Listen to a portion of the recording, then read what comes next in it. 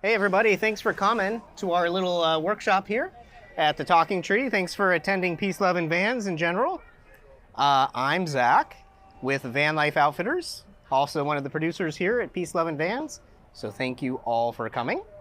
And then I'm here with Justin Larrabee, who's actually the smart one, and he works with Victron Energy. I'll let him introduce himself. Yeah, sure. Well, thanks for coming, guys, and well, thanks for having us. We very much appreciate the hospitality. Hello! Hello!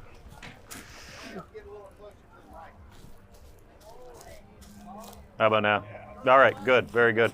Yeah, so as Zach said, I'm Justin Larrabee. I'm one of the Right next to the face, right next to the face. What? On your All mouth. right, Yeah. so right in the mouth. Yeah, there we go. All right, here we go. Justin Larrabee, one of the North American sales managers for Victron.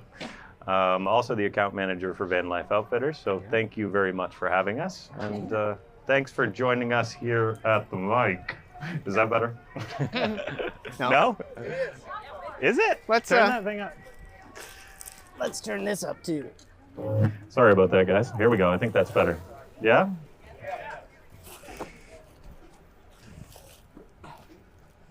How's that? Testing, testing, much better. All right, cool. So again, Justin, we're here to give you a quick talk on some of the do's and don'ts in a DIY system, and certainly open to any questions that you might have. You want to take it away here? Sure, man. Okay, so this is coming from the perspective of what we do at Van Life Outfitters, which is to help a lot of DIYers design their power system for their camper vans, or in some cases upgrade, let's say an existing RV to something more off-grid capable. And so the first tip really is to know the goals of your system rather than just chase a particular method or technology or product, right? So this sounds kind of intuitive and obvious, but a lot of people actually skip it. And what that specifically means is take a look at how you're going to use your RV or vehicle and look at how much time you want to do that and what your loads are. So we call this a load calculation, and it's a really irritating spreadsheet. Like, it's not a fun process, but it's a really important one. And you literally just say, okay, I'm going to use my microwave for 5 minutes every day, and then I have that CPAP machine that I use every night, and in between I have a Starlink and my MacBook Pro and a couple of lights and a water pump and a refrigerator, right?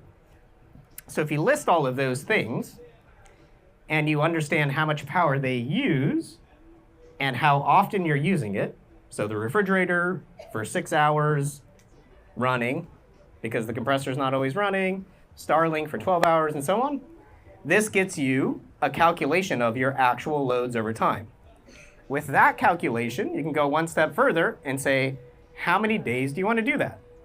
And how many days is really going to determine. So those two variables, what you're using in a day in terms of consumption and how long you want to do that, is going to determine how big of a battery bank you're going to need at a fundamental level. So this is usually expressed in amp hours. Some people use watt hours.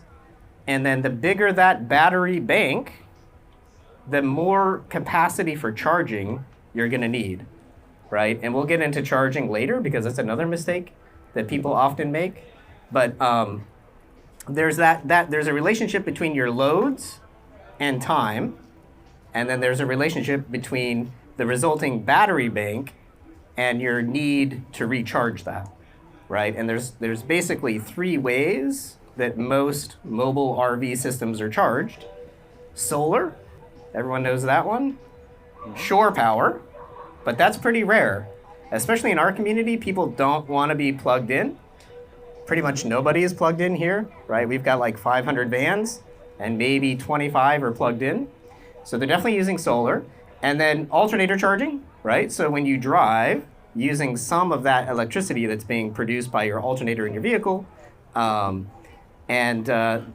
if you get really advanced loads, let's say air conditioners, really heavy loads, and you want to use them off-grid for a long time, we say you're probably looking at needing a dedicated secondary alternator. so that when you do move your van or your RV, you're getting a massive recharge that's like many orders of magnitude bigger than solar and more comparable to what you would get from shore power without needing the plug-in. So that's the first thing, like know your system, understand it, and then at that point, even if you don't get past that, if you send us or Justin or anybody else who deals with equipment, your load calculation will be able to help you design a system that actually makes sense for your particular use case. So I'm going to pass it to Justin for the next tip. Yeah, well, I can add on to that. So this is a lifestyle experience. You know, many of you are living in your vans. This is your home, right? So I also see some mistakes made or oversights during this load calculation. So I don't want to overstate this, but you really need to be thorough with this. You know, otherwise you're going to have an experience that you really don't want, i.e. the air conditioner stops working when it's 90 degrees out. The lights turn off at 11 p.m. as you're trying to get ready for bed. So it's more than just, well, sizing the equipment, but this is really a lifestyle situation here. And we want you to have the best experience possible with the equipment that you're purchasing from Van Life and Victron. So, you know, I know it's painful, but I also have lots of conversations even today, and not taking anything away from anybody, but it's how many batteries do I need? Well, we need to do some conversation before that. So I don't know if you have a pre-made spreadsheet on your website, we do. A calculator? Yeah, I thought you did. Okay, so they've made it as easy as possible to make sure that we're building you the most robust and complete system that will fulfill the needs that you have. I've actually been having the conversation a lot today. I guess maybe I'll start talking about alternator charging here. The question has come up quite a bit. Well, you know, what do you have that can solve our problem for charging from the alternator? Well, we have several different products, DC to DC chargers, and that's doing two things for you.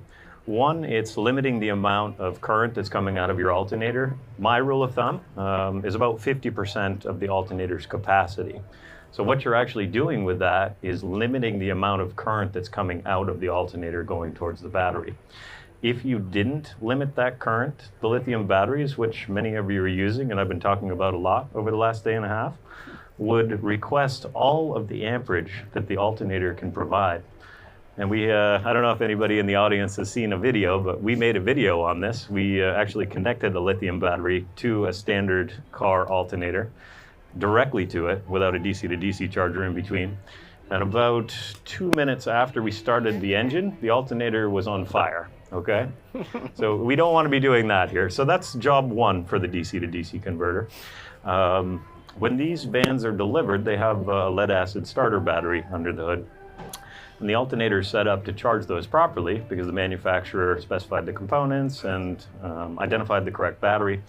And what you're doing when you're adding lithium batteries particularly is you're adding a totally different chemistry in there that the alternator is not prepared to charge. So in addition to limiting the amount of current that's coming out of the alternator, you're also allowing a totally different charge algorithm on the output of the DC to DC charger. So the existing factory alternator stays in place with the existing starter battery. You're adding the DC to DC charger on the other side of that, which then feeds into your lithium battery. So you're properly charging it there as well. I had a conversation this morning actually, and this is all, well, we discussed before this, we're gonna talk about some real world experience, where somebody had connected an ACR, so that's an automatic combining relay, a bidirectional charging relay, a latching relay. And well, they didn't have a very good experience with the alternator under the hood when they did that because it's not limiting the current. Which is the most important part here, but it's also not properly charging the lithium battery. So, you know, please do take care, because that's one of the main charging sources, as Zach stated here, and we have an excellent solution for that, and Van Life carries them all. Yeah. Nice, excellent. Maybe we'll pause there. Any questions on those two particular topics, load calculations, and what a DC to DC charger is doing as a function in your system? No? Yeah?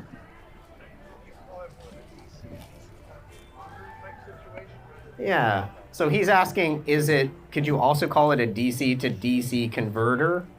And yeah, basically. So as Justin explained, you're limiting the current Is it a sine wave? No, it's direct current.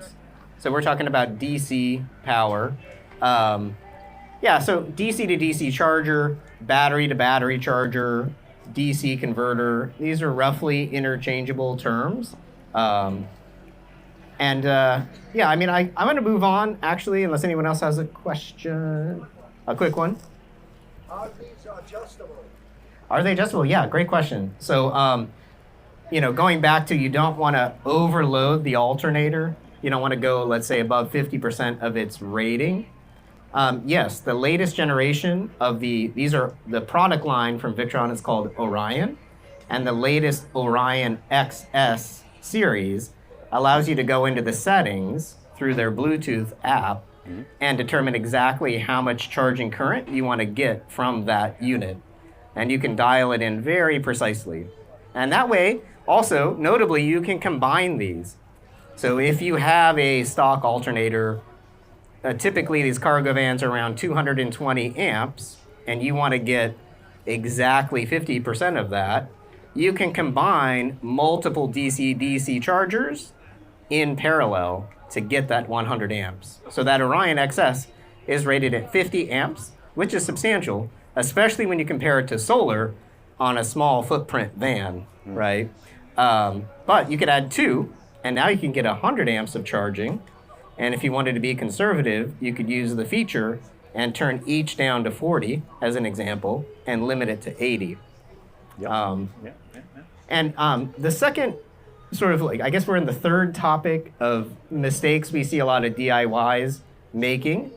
Oh, actually, before I forget, we do have a load calculation example spreadsheet on the Van Life Outfitters website. If you go to the resources menu, it's right there. Totally free. It's a Google sheet. It'll automatically make a copy for you. But moving on to the third mistake we see people making is some version of adding unnecessary, unwanted resistance to the circuit, right? So we're typically talking about 12-volt power systems in camper vans. Although we see some customers doing 24 and 48, most of our customers are still in the 12-volt. So it's 12-volt, low voltage is very susceptible to resistance problems. And resistance in these circuits creates heat, which ultimately can produce things like fire, which is bad. The way that we see that occurring is, number one, people using the wrong gauge of wire, right? So the thickness of the wire, how much copper is in the conductor, here in the United States is measured in AWG. And I don't know why they did this, but the smaller the number, let's say 0 AWG, is bigger, more copper, than say 22 AWG, right? So that's pretty confusing right off the bat. So you kind of have to think about it in reverse. Bigger number, smaller wire, and then the opposite, right? So sizing your wire is really important, because if you try to put too much current in a small conductor, that creates resistance. Resistance creates heat. Heat can, not always, but it creates, temperature problems like fires. The second thing is bad connectors. So most of us are going to be terminating our wires with lugs of some kind. And we've seen some pretty crazy things where people put on a lug, and maybe they put on some heat shrink to hold it on the wire, but they don't crimp that lug. So that's essentially a loose connection that creates a whole lot of resistance. And you usually are smelling smoke when you run that system, like it's really bad. And then the last one that's really common, there's 1,000 ways to do this, but the third most common way we see unnecessary, harmful resistance is cheap components.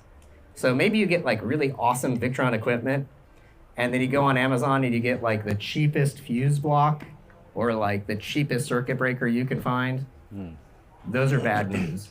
They're really bad news. I've seen hundreds of examples of vans nearly catching on fire because of a $15 part versus a $30 part. So. Yeah. I'm sure that we all have war stories about that. Yeah. But I'm just referencing some of the conversations that I've had here, which are very relevant. Another one that came up this morning, and it was through trial and error. Somebody was connecting one of our DC to DC converters, and well, those terminals are pretty tight when you're trying to fit the wires in there. So the first attempt was dipping the bare wire, the AWG wire, in solder to make sure that the strands stayed together, and they were round to start with. And our connections are square. So when you put a round piece into a square hole and you crimp down the connection, well, it has a flat plate in there that pushes down on the wire. And if you're envisioning what I'm describing, you have a solid round piece of material and you're pushing down on it with two flat surfaces. So you're essentially creating a very low contact area. And what that means is resistance, as Zach was describing. And I think I heard the word smoke before they shut it off and didn't actually burn up the piece of equipment or the wire. So I know that we're kind of hammering this home here, but I see this day in and day out where, you know, making these connections is a pain point for people that are installing their own system. So for me, I think a great solution for that is the ferrules, if anybody's familiar with a ferrule. So that's a connector that slides onto the end of the wire. You use a crimping tool that makes a square out of the connection, and that way when you're tightening up the connection with those two flat pieces that connect with it, you get a lot of surface area there on the connection. So, you know, if you're installing anything like that, please do invest in a ferrule kit. You can also use bare wire, but if you're using bare wire, be very mindful of any stray wires that may be outside of the connection, because those points are very close together. And we don't want any short circuit here. Is there a question in the back? Well, on your line, like the one you looked at this morning, Mike, Yeah. there's no room for a barrel. That'll take no more wire, Yeah. and that's it. Yeah, okay. So the question was, on some of the equipment, there's not a room for a ferrule. And yes, I agree with that. But where there is, I would encourage the use of them. But some of these have very tight connectors next to one another. And in that case, probably bare wire. So that way you get full contact when you close down the connection. Thank you. Got another one back Oh. there. Another one in the back. What you got? Is it a 6 gauge on our 50 amp unit? It depends on the run. If you want to come see us, we can help you out with the calculation on that. Right up there in the tent. Happy to chat with it. Yep. Awesome, thanks. Yeah, I will mention that Victron has a really nice calculator on their website to choose the wire gauge that you need. So the main considerations for that in a low voltage circuit like this is how much current is flowing through the wire, how long is that wire, and what is the voltage that's flowing. So with those three variables, you can put them in a calculator and it will spit out the correct wire gauge. So this is really handy. You don't have to reinvent that wheel. Another good one that people love is the Blue Sea Circuit Wizard, which you can Google. Very easy to use. The one thing about the Blue Sea Circuit Wizard is it doesn't really work with higher than 32 volt systems, so it doesn't work for 48 volt. We have some others on our website that do work with 48 volt.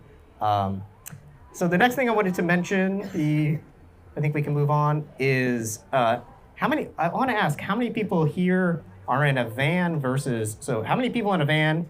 Raise your hands. And then everybody else, like a bigger than a van, like some kind of an RV, basically. Yeah, all right.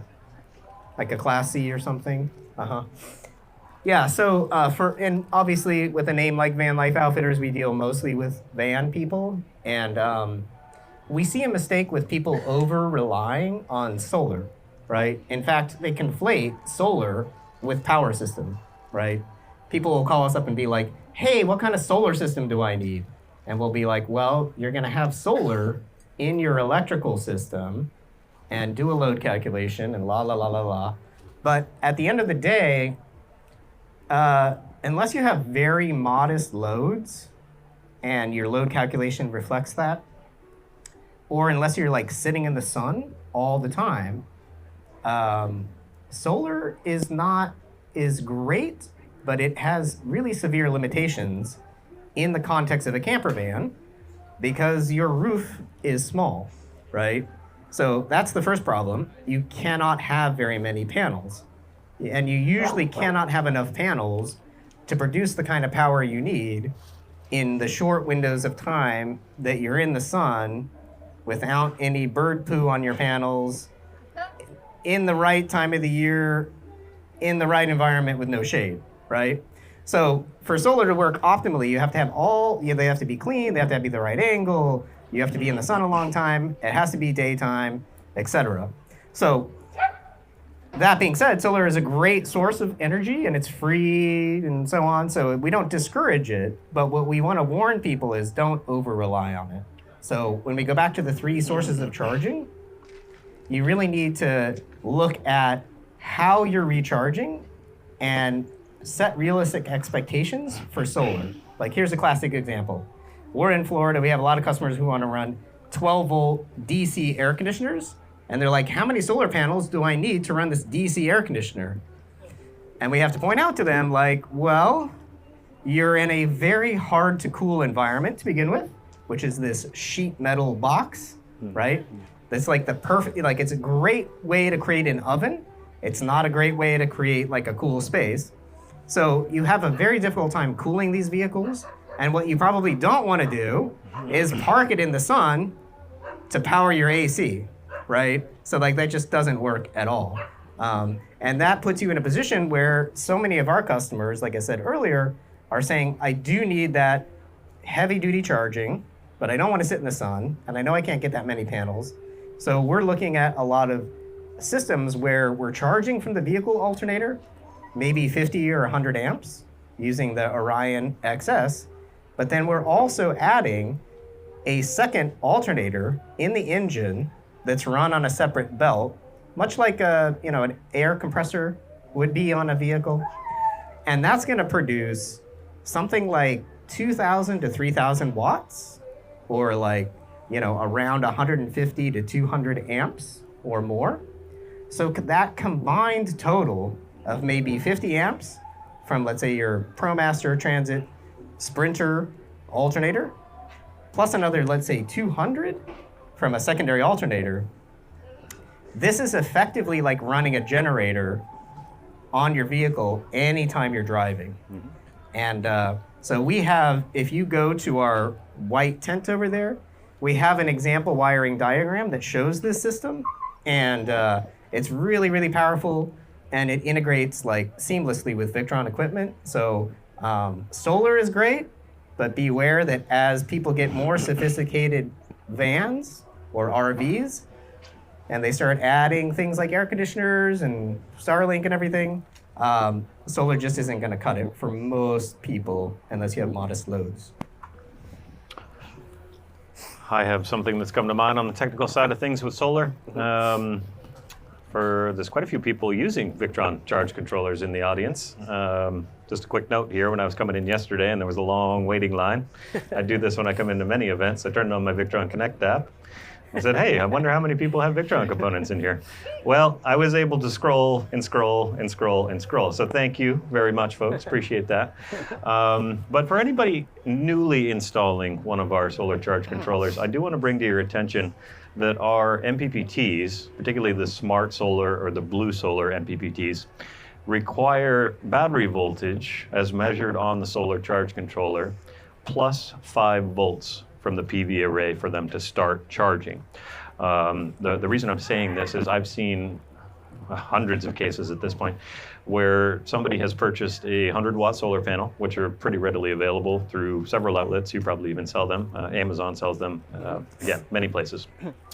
Those will produce between 16 and 19 volts in real-world conditions. You get into a situation where it gets real cloudy, it even gets worse. So what I'm getting at here is if your battery is sitting at 12.2 volts, for instance, in the morning when the sun comes up, it will require 17.2 volts coming in from the solar panel. So I'm not saying this won't work, but I'm saying that it won't work reliably. And what generally comes from the beginning part of that conversation is, well, the Victron's broken, I want a new one, it's under warranty, and I want you to overnight it. I will stop there and start asking some questions. Okay, well, can you open up the Victron Connect app for me and tell me what the Victron Connect app says for incoming PV voltage? Well, the answer is usually 15 volts, 16 volts, maybe even worse, could be 12 volts. But I just want you to be aware that, well, I generally don't recommend putting a 100-watt panel on a 12-volt battery system with our solar charger in the middle because of that. It won't work reliably. I'm not saying that it won't work today, certainly would work. But you get half of the panel under a tree branch shade, or you get some bird droppings on it, as Zach mentioned, or a branch drops on it, well, then the output from the solar panel is going to come down to a range that will not activate the solar charge controller, okay? So I just want to make sure everybody's aware of that. Once it starts and you get over that 5-volt increase from PV over battery voltage, it will stay charging until PV voltage is less than 1 volt above battery voltage, okay? And once that gets down below that 1 volt above, well, we're not sure that we can do anything, our equipment, so we say, okay, well, it's time to switch it off. Then you need to get over that 5-volt differential again. We just want to make sure that everybody in the crowd understands that. If you see this happening in your installation, that's exactly what's happening on the technical side of things, and anybody that's installing new ones, all right? Are panels made that easily overcome that 5-volt threshold? Yeah, exactly. So my recommendation. Am I looking for a 24-volt panel? Exactly. So I would be looking for either a single panel that has higher voltage ratings. So you're looking at the voltage at maximum power here. That's often expressed as VMP or VMPP on the datasheet of the solar panel itself. So you can buy one that has a higher voltage in a single panel. Or what I often recommend is, well, the customers come to me with this problem and they have a single 100-watt panel. Well, they've already bought that, of course. So I say, okay, well, go ahead and buy yourself a second 100-watt panel and put those two panels in series. So that way you're doubling the voltage coming out of your panels. And not only does it activate the solar charge controller, but it also increases your charging time throughout the day. If you get that initial voltage up in the morning, earlier in the day, which you're going to do with series connected panels or a higher voltage panel, you're going to stay there longer throughout the day. So it starts earlier and it ends later. So you're actually increasing the time during the day that you're charging. So that's something that I come across a lot with our solar charge controllers. And maybe some of you already have. Nobody's going to raise their hand, of course. But some of you certainly will in the future. So I wanted to make everybody aware of that. Okay, any questions, guys? Not seeing any. Okay. I do. I see two there's hands. one. Oh, okay. You in the back there? Lithium batteries. You're in between trips, say, going camping, done camping, you're not going to go for 3 weeks. Uh-huh. Is it better to just leave the battery, the house battery, connected to the Orion all the time? Or is it better to turn it off and let it set until you go camping again?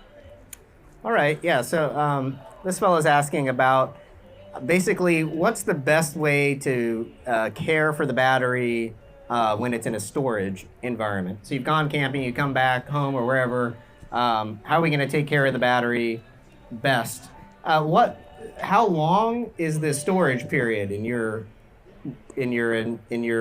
scenario? Like a couple days, a week or 2, months, years? Yeah, sometimes it'll be a month between camping trips, sometimes. Month. I'll let you take that one. So They it gives make me the the hard batteries. ones, huh? Yeah, I see how this is. Well, there's 2 approaches to that. I also see this in the marine world. So for anybody that's not super familiar with Victron products, we're in many markets where batteries get stored. So the boat comes out of the water and gets stored for the winter, in between camping trips. Generally, I would refer that question to the battery manufacturer, but I can make some general statements because we make lithium batteries as well. The shelf life on these lithium batteries is long. So if it were my personal RV, and I'm sure there's more ideas here in the crowd and other industry experts, I would charge that thing up with shore power when I got home. And I saw your installation, which looks great this morning, by the way. And I would take that main battery switch that you have and I would switch it completely off. That will sit there for months unbothered like that. And particularly what we're talking about here is the self-discharge inside of the lithium battery itself. Now that varies by manufacturer. There's influence whether you have an internal battery management system, so that's the drop-in battery that we see out here that many of you folks are using, or if it has an external BMS, that also influences shelf life. But for me, to be absolutely certain, I would charge it fully up and I would disconnect the battery from the entire system. And then there's no question that anything is drawing off of my system. Of course, if we hadn't installed something directly on the battery post and the main switch didn't switch it off, so beware of that. But that's the approach I would take. You can also, if you have solar on the top of your van, make sure that all of your loads are switched off and well, leave the solar charger active. And well, of course, just like you see here, it would continue float charging your battery. If I was going to leave that for multiple months, I might even consider reducing the flow voltage to not keep the battery completely full and charged all the time. So those would be the two approaches I would take. Do you have anything to add on that, or? That's good. I agree. Yeah, Yep. There's a question in the back. Similar to the last, but the opposite. If you're full timing and your batteries aren't always getting 100% charged, or they're not getting down to a certain level, does that cause any problem? It's a great question. So to repeat the question, is it okay to be cycling my battery in between full and empty? That's your question? Well, it's two answers. One, it depends on which type of batteries you have. If you have lead batteries, that's not good for lead batteries at all. Those like to be charged. So I would be chatting with Van Life Outfitters to see how I can increase my charging capability to be able to fully charge those batteries. One of the main reasons that you pay the extra money for a lithium battery, whether it be from us or any of the other companies out here, is those batteries, lithium-ion specifically, it's totally fine to be operating in that window in between empty and full. They actually don't like being held full for long periods of time. So in our batteries, I need to be careful here not to speak for every battery, we recommend charging those up fully about twice a month if you're a full timer. So otherwise you just hang out in between. It could be 20%, 30, 50, charge it up to 70, back down to 40 is fine. Yeah, and that's one of the real advantages to buying a lithium battery there is you can hang out in that area anywhere. It doesn't matter for the battery. But it is important, at least for our batteries, to fully charge those a couple of times a month. And why are you doing that?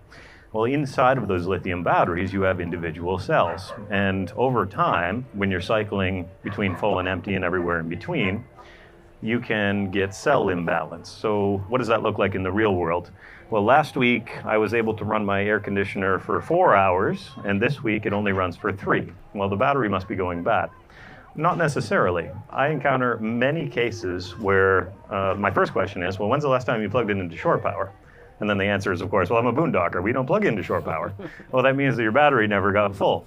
And with our batteries, they only balance when they're full. So once you get full and you get into the absorption stage, so you have bulk absorption and flow, during that absorption period is where we balance the cells. So every individual cell gets up to the same level. If you have one that's lower than the other, when you're discharging, at least in our batteries, the first cell will stop the discharge, even though there's remaining capacity in the remaining cells inside of the battery. So beware of that. And at least if you're using Victron batteries and you're living in your RV, fully charge those a couple times a month if you can. Does that answer your question? So is it only shore power that would be there, or will the alternator? The alternator could do that. Yeah, sure. So if you had a long drive, well, if you're driving across the country, I've heard many people tell me that the last day and a half. Certainly, yeah, that will do it. Yeah, no, great question. Follow up?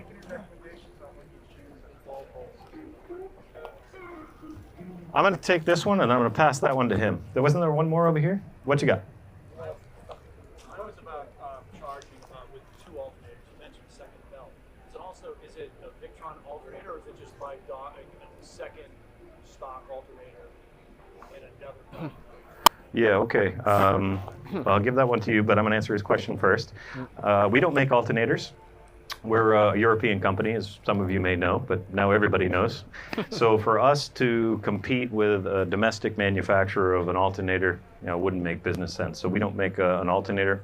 We also don't make external regulators. Same story there. We're competing with a domestic manufacturer. So what we've done on the integration side of things, and that's what you'll see in the drawing in the tent up there, is we've partnered with companies that we consider, well, good products and also good industry partners to say, okay, well, we're not going to make the regulator for the secondary alternator, but what we can do is talk to it, we can allow our Servo GX to become an active controller in the system rather than a passive monitor. And that way we can integrate with a company that specializes in making those, where Victron's breadth is a little bit more wide. Answer your question? Yeah, super. You had one in the back on recommendations of 12 volts versus 24 volt systems. Yeah, all right. Yeah, and if you look at our diagram, we recommend nations for the alternator and wake speed for the regulator. And, you know, I do want to make a distinction on externally regulated alternators. Like, that's important. You're not just going to put another, like, Ford alternator or whatever. You want an alternator that's designed for that specific task. You know, so it's not designed to start your car, maintain your car battery. These alternators like Nations, Balmar, there's many examples.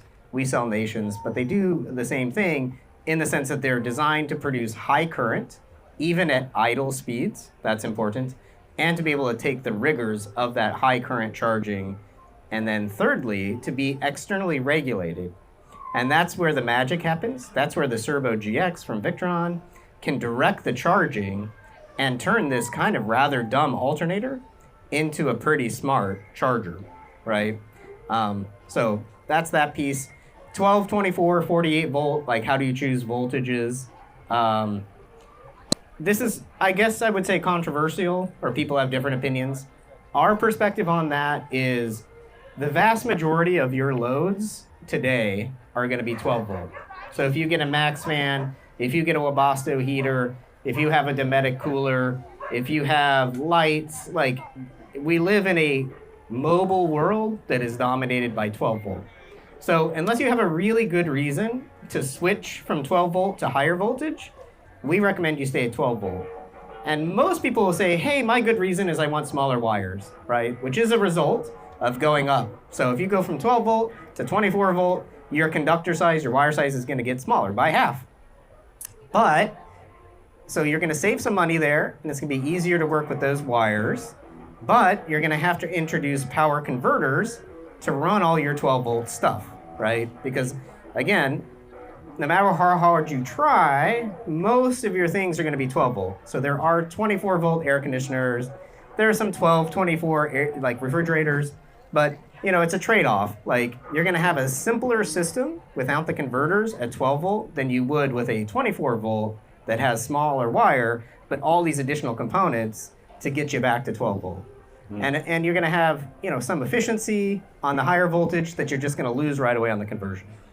Now, where we get into exceptions to that is if you have really, really heavy-duty loads, right? So in 12-volt systems, you pretty much max out at a wire gauge of 4/0, right? Some people call that 4/0. And it's like a garden hose. It's the size of my arm. So it's super big wire. It's a pain in the you-know-what to use. It's royally expensive. But you only need a little bit of it, right? So just your main interconnects are going to be that size. But we have some customers who they did a load calculation, and maybe they're running a broadcast truck or like a mobile laundry or something, and they need a very big inverter, right? Like, let's say a 5 kilowatt inverter. And in that case, the wires are too problematic at 12 volt, and that's a good situation where you're going to want to go up to like 24 volt just to be able to actually have an appropriate conductor size. The other thing is, if we're talking about secondary alternators, in the 12 volt world, the sets that we sell, they're producing like, let's call it 3,000 watts when you're driving down the highway, which is pretty darn good, right? So imagine 3,000 watts of solar that works during the nighttime while it's raining, no matter what, right? So as long as you're moving your vehicle, you're having that essentially under hood generator running. Well, if you go to 48 volts, we sell alternators that produce 5,000 watts or more. So there are some scenarios where, again, you have sort of extreme loads and you need that extreme recharge capability. And so, like, in our opinion, it kind of makes sense to stick with 12 or jump to 48. And that's what we typically recommend. Does that make sense? Yeah, nice. Yep, cool. Anybody else got questions? Not seeing any hands. Oh, in the back. Oh, in the back. Yes, sir. Talking about alternators to generate electricity, basically from gas, right? Yeah. So when you compare gas used to do an alternator versus gas used to do a generator, like a Yeah. Comparison. what's the efficiency difference between those two? Yeah, it's an excellent question. So he's saying, okay, you can have this underhood generator, a secondary alternator, or you could like bolt on a Cummins generator or something that's going to run off gasoline. Same fuel source, same vehicle. Like, what's the fuel efficiency comparison? Honestly, I don't know the answer to that question. I can tell you this: I have that system on my van, and when I use the van, I can actually turn it off. I can turn the wake speed off, and therefore not drive that secondary alternator. And when I engage it, it behaves from a fuel efficiency perspective much like running the air conditioner. So for my van, which is a ProMaster van, it's negligible, right? Like I'm sure you all just leave the air conditioner on most of the time because it's such a minimal load. So my guess, my hunch is that a generator would use more fuel because really you're already moving that vehicle across the world, right? And you know, as a quick tangent, we're at Van Life Outfitters, we're proponents of just using the energy that you're already putting into your engine for lots of things. You're already driving, why not run an extra belt, right, while you're doing it? You're already driving, why not take some of the heat from your engine coolant and heat your hot water, right? So by the time you go 2 hours from campsite 1 to campsite 2, you've recharged your battery and you're ready to take a hot shower with almost no extra fuel consumption, right? So for the water heaters, that's an Isotemp, or that's the brand that we sell. Follow up on that. Yeah. What you say makes perfect sense if you're moving your vehicle. Yeah. What if it's stationary? You're parked, you just need to generate to do your Yeah. It seems like you're moving more mechanics. Yeah. So maybe it's, if you're moving, it's the alternator, and Yeah. if you're not moving, it's the generator. Is that fair? Sure, yeah. So his follow-up question is, okay, well, what if you're not driving a lot and you have a choice between idling your van to produce electricity with a secondary alternator versus driving, or in the case of being stationary, having to run a generator? Don't really know. You know, the other thing you can talk about is just how quiet, like start an engine, you know, start your Sprinter engine versus starting a generator. Usually the generators are not welcome in a lot of campgrounds where like everyone expects a car to be running, right? And they're quieter. But yeah, we haven't done those fuel efficiency tests because we find with most of our customers, I mean, one of the main utilities of a camper van versus a RV of some kind is that it is so easy to move, right? I mean, it's for a lot of people, it's their daily driver. And then, you know, they're just going to go from place to place to place because it's so agile, right? There's almost no difficulty moving. Whereas if you have a bigger rig, you have to think about it. Where can I go? You know, the maneuverability is totally different and so on. Yeah. Yeah, you bet. Yes, sir. On the same line, with the Sprinter van, it's recommended that you don't idle it. Yes. Yeah, Mercedes tells you not to idle your van too much. Right. Yeah. Yeah, and I mean, to be honest, our customers are not idling to run their secondary alternators. We see the pattern of people driving, you know, and we're not talking about a day of driving. I mean, to put this into mathematical context, let's say you have a 400 amp hour battery bank and you're charging at 250 amps. If you drive for less than 2 hours, you've restored your entire battery. That's like worst case scenario. You've totally killed the battery the night before running your air conditioner. You start the engine, you go grocery shopping, and then you go to the next campground.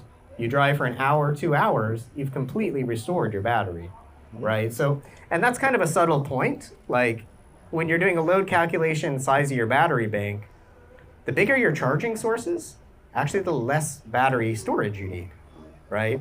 So it's kind of a choice. Are we going to invest in a huge battery bank that's really hard to recharge? Or are we going to try to find that balance between a reasonable battery bank that's going to get us through a day or two and then enough charging to make that sustainable? And of course, we recommend the latter.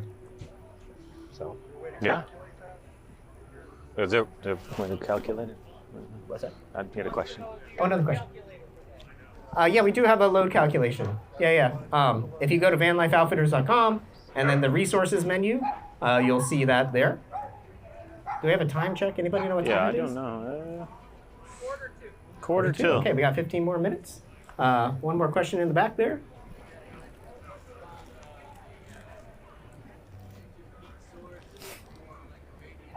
Yeah.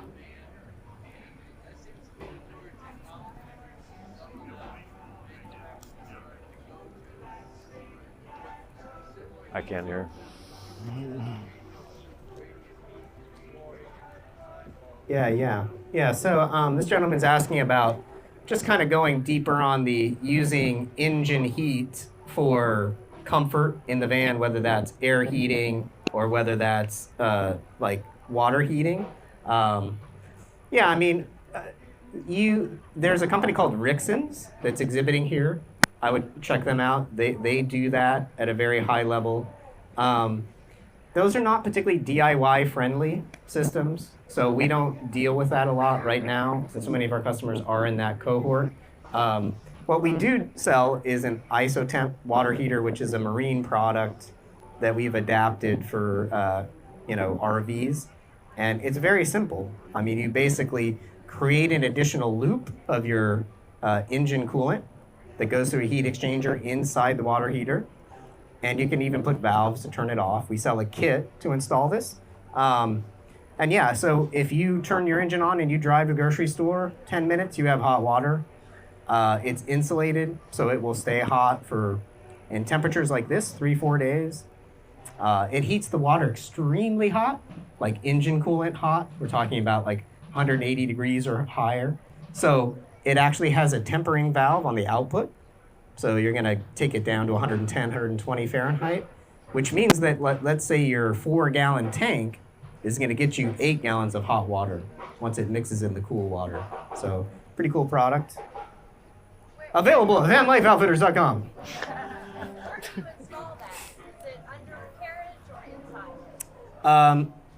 The manufacturer does not want you to install it under the carriage. People have done that, but we can't officially recommend it. Most people put it inside. It's just a little tank, 3-4 gallons. You can get them up to like 8 gallons, but 4 is kind of the sweet spot for camper vans usually. Compared to an older Atwood and a Sprinter van, would it go in the same? Yeah, probably. She's asking, would it fit in the same footprint as like an Atwood propane style heater? Yes, one of the smaller ones, like the 15 liter, which is whatever in gallons, would probably fit in there. All right. Yes, sir. Back to charging, does a feature exist where you can program your system to start your engine when your battery gets low?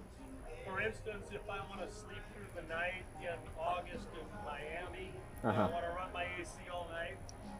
Okay, so this guy wants to run his AC in Miami in August, which I've done, by the way, so it's not the craziest idea. And then what happened if the battery died or gets sufficiently low that it needs to be recharged so it doesn't damage the battery? Is this in the context of like having a secondary alternator? Yes. Yeah. So there are products that you can use relays, voltage sensitive relays, to start the engine at a certain point. You can also use a Servo GX with a battery monitor that's going to be a little more sophisticated. That's going to not be looking at voltage, but it's going to be looking at something called state of charge. And then it can trigger that box. This is a third party, like Mid-City Engineering is an example of somebody who makes that. They will say, okay, at a certain state of charge, I'm going to get a relay trigger and I will start the engine. And it can also trigger a certain RPM. So you get a higher charge rate at a certain, whatever. Okay. We do not sell the Mid-City Engineering stuff. We probably should. Yeah, that comes up a lot. Yeah. Especially in Miami in August.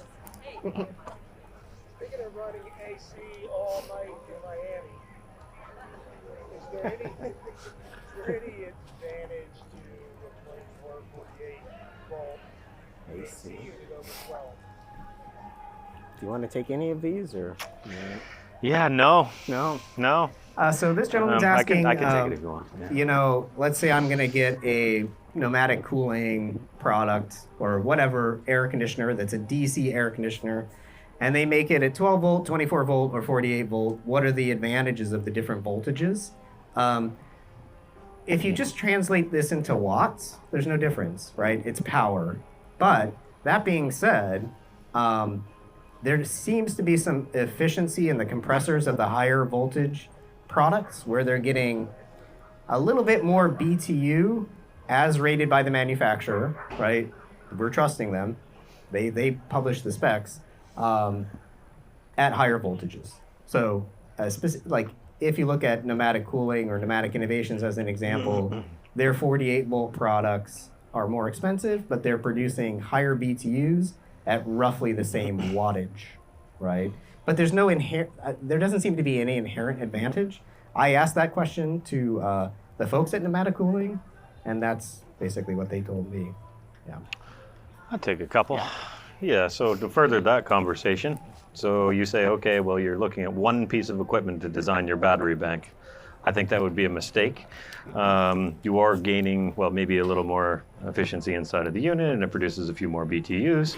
But then you're up here at 48, and you still have a whole lot of things to deal with down here at 12 volts. So the efficiency that you gained by doing that, you're losing it in a converter from 48 to 12. You have a 24 volt thing hanging out over here. So yeah, we have this nice one path, but what about the 6 other ones that we're losing efficiency on? But that's up to you, of course. But just we're kind of spitballing here, so you know kind of what you're thinking about. I guess maybe I got to fill in here for the last couple of minutes. So voltage versus state of charge seems to be a hot topic in every conversation I get involved in. How many people are using voltmeters, and I'm not going to shame you publicly, to measure the capacity that you have left in your battery bank? Nobody's raising their hands, but I can see some wide eyeballs out here. All right, good.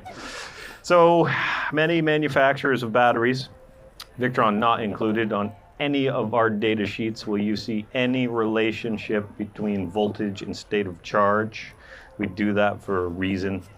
We can talk about lead batteries first here, I guess, because some folks in the audience are still using lead batteries. I would implore you to buy a battery monitor. Of course, I'm going to recommend a Smart Shunt or a BMV because I work at Victron. But whether that's from us or somebody else, please get yourself a battery monitor. The confusion surrounding this, and it took me a long time to learn this, and I've been here for 20 years. There are charts on battery manufacturers' websites that say, well, 12.5 volts is 50% state of charge. And people use that as gospel. I can tell you that in an active system, voltage means nothing in relation to state of charge. So active systems, everybody's van right now is active, okay? Everyone. Something is on in one of these vans, every one of them. They're charging from the solar, they have some DC lights on, they're charging their phones. That means that using voltage to determine the state of charge in every single van in this field is not going to work. And everybody looks at the chart on the website and they say, yes, it is. This is gospel. Well, it's not. Yes, those charts can be used to determine state of charge, but that is with the battery out of the installation with nothing connected to it for 24 to 48 hours. Then you can get an indication of voltage versus state of charge. So that's why everybody in the audience, I'm hoping, has some type of battery monitoring. If you don't, Van Life is having a special. Yeah, that's a sales thing, but it's a technical reason to do it. Batteries are expensive. I've had the cost conversation over there in that trailer at least 24 times in the last day and a half. That is a concern. That is one of the most expensive pieces in your system. If you can make those last longer by buying a $130 device, please do that.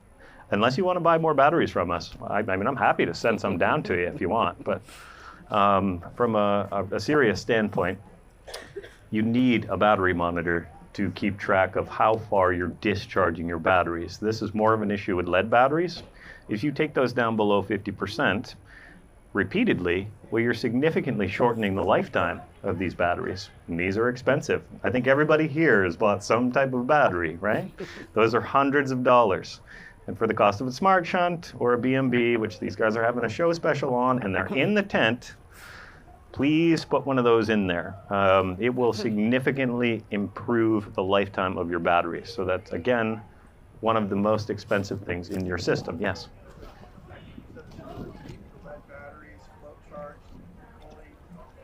Yeah, so another thing, good point, to kind of piggyback on that. Lead batteries don't like being in a partial discharge state. You want to try to keep those as full as possible for as long as possible. There are some brands that are better than others. I'm not here to sell batteries from other manufacturers, and I'm really not trying to sell you anything while I'm standing here, but there are some batteries that survive that partial discharge state better than others. And perhaps they can comment on that separately here, so we're not comparing manufacturers too much, but absolutely agree. Leaving a lead battery of any kind, and when I say lead, I mean flooded with the caps that you put the water in, I mean AGM, I mean gel, that's anything with a lead plate in it, so that's a lead battery. Leaving those in a partially discharged state is not good for the lifetime. Also, discharging them below 50% is not good for the lifetime. There's no way to measure 50% discharge with voltage in an active system, is what I'm trying to get at. The only way you can do that is with a battery monitor. So you're significantly improving the lifetime of your batteries. Question? Yeah, can you tell me how the battery monitor determines the state of charge? Sure. So the question is, how does the battery monitor determine the state of charge? Well, a couple of things. When you buy that battery monitor and you plug it in, it will ask you some questions. It has like a setup wizard.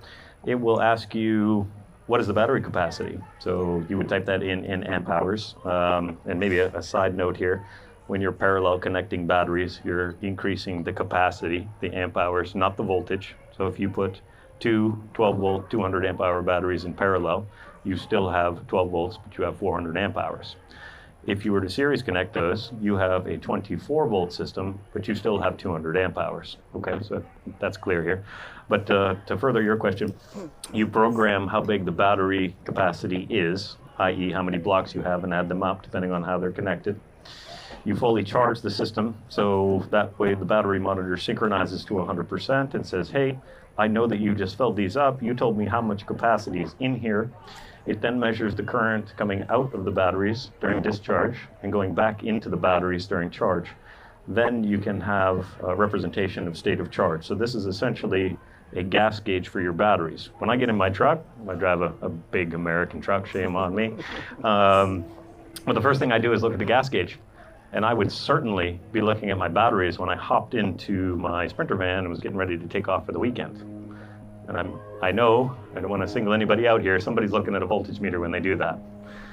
And there's a heck of a deal going on right now on smart shunts and BMBs, so buy them now. Any questions around the voltage and state of charge conversation? I hope, yeah, you're welcome, of course. I think we're out of time, We're out of time, yeah, okay, so. well, until next time. Thanks for joining us, folks. Thanks Appreciate for your time. coming. Thank you.